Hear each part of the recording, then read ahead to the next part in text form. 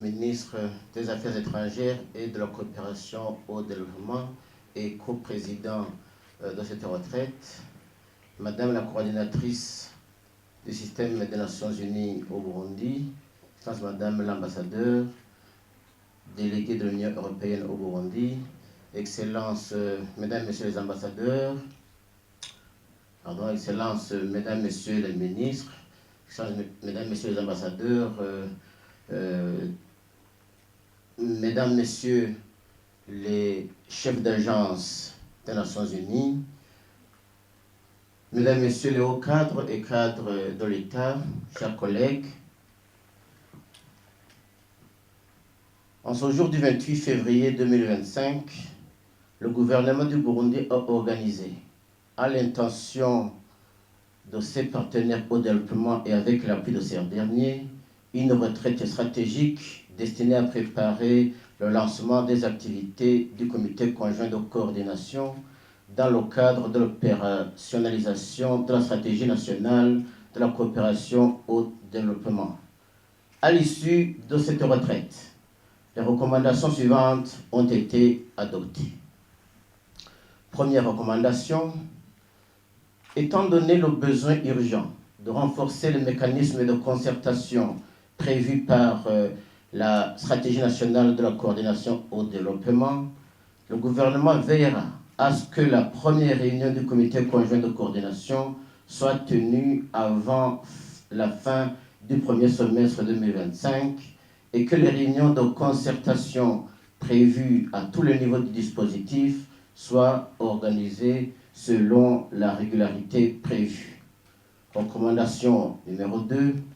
Le gouvernement et les partenaires au développement s'engagent à accélérer leurs efforts pour mettre en place ou renforcer les outils ou systèmes d'information des engagements des partenaires, y compris le CIPAP, afin d'améliorer la synergie et la cohérence entre les interventions et leur impact sur base d'indicateurs pertinents, notamment le taux d'absorption des projets.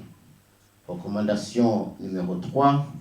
Le gouvernement et les partenaires s'engagent à rendre plus opérationnels les groupes sectoriels et de concertation et les cellules de coopération au développement au niveau des ministères, dans l'optique de renforcer le dialogue sectoriel dans le cadre de la mise en œuvre du plan national de développement révisé. Recommandation numéro 4. Dans le cadre du nouveau découpage administratif, le gouvernement et les partenaires s'engagent à renforcer le rôle et la collaboration avec les entités déconcentrées et décentralisées, ainsi que le suivi des résultats de développement au niveau communal et s'assurer de l'équité dans l'affectation des ressources. Le gouvernement s'assurera également de la disponibilité des ressources humaines compétentes à tous les niveaux. Recommandation numéro 5. À niveau de compétences égales, le gouvernement et les partenaires réaffirment le principe de la préférence nationale dans le recrutement des expertises conformément au cadre légal déjà tracé. Recommandation numéro 6. Mener une revue conjointe pour identifier les causes des problèmes d'absorption des ressources allouées au projet et d'atteinte des résultats et travailler ensemble pour surmonter les goulots d'étranglement. Recommandation numéro 7.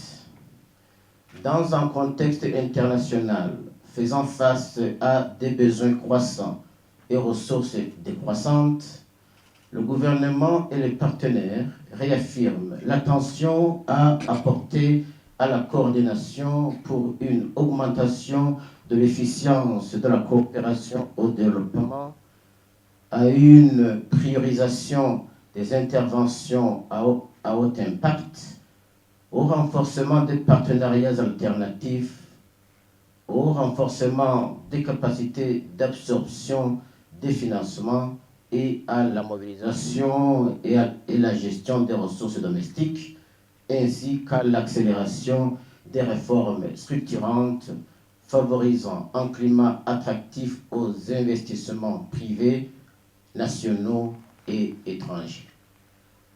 Huitième et dernière recommandation, les différentes parties prenantes veilleront à la mise en œuvre de ces recommandations et feront une mise à jour à la prochaine réunion du comité conjoint de concertation. Je vous remercie.